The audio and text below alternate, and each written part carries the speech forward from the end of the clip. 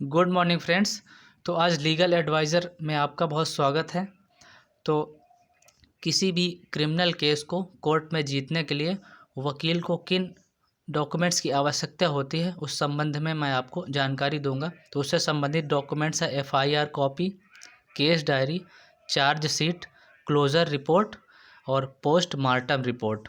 तो ये उससे केस डायरी से संबंधित डॉक्यूमेंट्स हैं।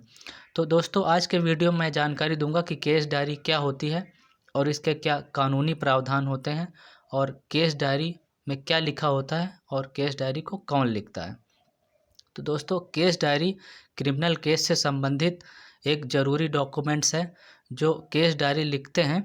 तो इसमें क्रिमिनल प्रोसीजर कोड की धारा 172 के अंतर्गत इसमें कानूनी प्रावधान किया गया है।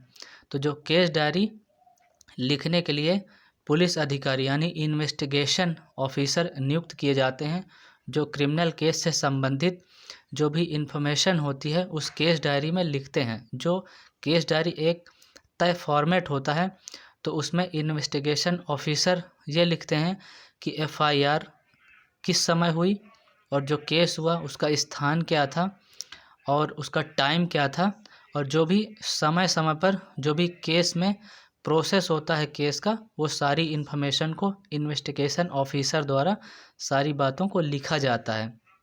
तो दोस्तों इस प्रकार से इस डॉक्यूमेंट्स को केस डायरी बोलते हैं। जो किसी भी क्रिमिनल केस में कोर्ट में किसी भी वकील को केस जीतने के लिए ये केस स्टडी करना आवश्यक होता है, जिससे वकील को किसी भी क्रिमिनल केस को जीतने के लिए आसानी होती है।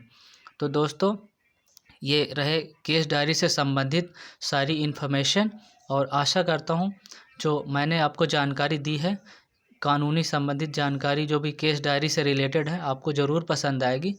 तो दोस्तों मेरे द्वारा बनाए गए वीडियोस के नोटिफिकेशन आपको समय समय पर मिलते रहें, इसके लिए आप मेरे चैनल को सब्सक्राइब करें और लाइक बटन प्रेस करें। तो दोस्तों आज के लिए इतना ही। बहुत बहुत धन्यवाद।